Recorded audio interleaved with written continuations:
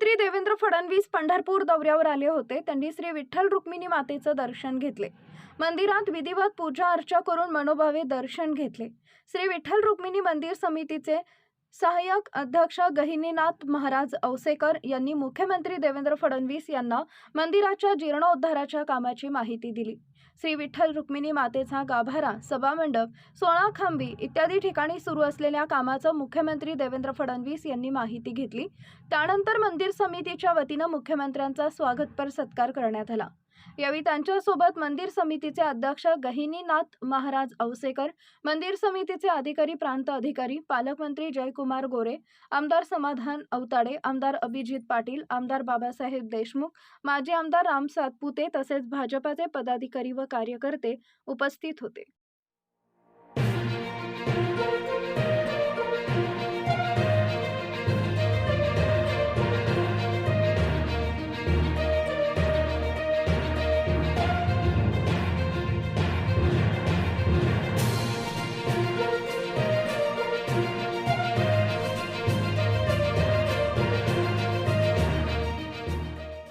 ताज्या घडामोडी जाणून घेण्यासाठी शिवशाही न्यूज यूट्यूब चॅनलला सबस्क्राईब करा. आपण हा व्हिडिओ फेसबुकवर पाहत असाल तर फेसबुक पेज फॉलो करा आणि शिवशाही न्यूज.com या आपल्या वेबसाईटलाही भेट द्या.